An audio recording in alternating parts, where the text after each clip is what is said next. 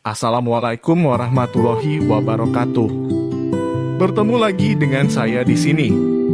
Semoga kalian diberi kesehatan semua, amin.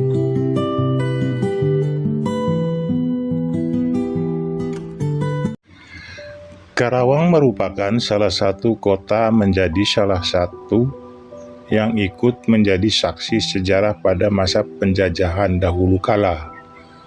Namun, siapa yang menyangka bahwa tempat-tempat yang menjadi saksi sejarah tersebut kini justru menjadi tempat wisata dan rekreasi.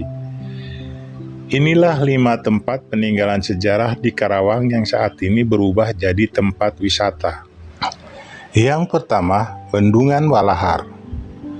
Bendungan Walahar menjadi salah satu tempat yang menjadi saksi sejarah pada masa penjajahan Belanda.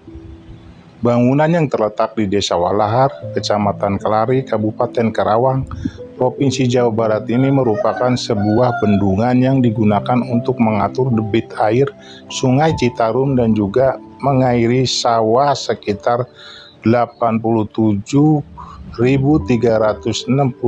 hektar. Selain digunakan untuk mengatur debit air Sungai Citarum dan mengairi sawah, bendungan yang dipakai sejak tahun 1925 ini juga menjadi tempat rekreasi bagi masyarakat setempat. Diapit dengan pohon-pohon besar membuat tepi kali bendungan ini menjadi teduh sehingga tak heran jika setiap hari Minggu Bendungan Walahar kerap dijadikan tempat piknik keluarga. Yang kedua, Candi Situs Batu Jaya. Peninggalan sejarah yang lainnya adalah Candi Situs Batu Jaya. Candi yang terletak di antara 2 desa dan 2 kecamatan, yaitu Desa Segaran, Kecamatan Batu Jaya, dan Desa Talaga Jaya, Kecamatan Pakis Jaya. Candi ini merupakan peninggalan agama Buddha kuno. Melansir candi perpusna.go.id, candi ini merupakan candi tertua di Pulau Jawa karena para arkeolog menduga candi ini sudah ada sejak masa kerajaan Tarumanegara, abad ke-5 dan abad ke-6 sebelum Masehi.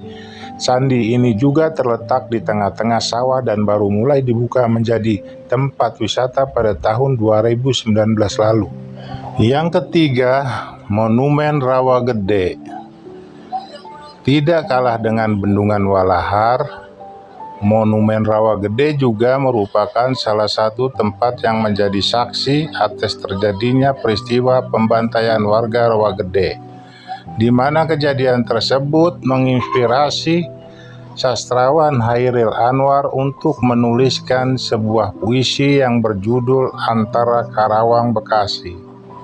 Monumen Rawa Gede sendiri terletak di Dusun Rawa Gede, Desa Rawa Gede, Kecamatan Rawamerta, Kabupaten Karawang, Provinsi Jawa Barat. Bangunan tersebut terdiri dari 2 lantai. Lantai pertama berisi diorama peristiwa pembantaian warga Rawa Gede oleh tentara Belanda. Sedangkan lantai 2 berisi patung perunggu yang menggambarkan seorang ibu yang di pangkuannya terkulai tubuh suami dan anaknya yang tewas karena ditembak tentara Belanda. Kini monumen tersebut menjadi tempat rekreasi oleh masyarakat setempat. Yang keempat, Rumah Rengas Dengklok.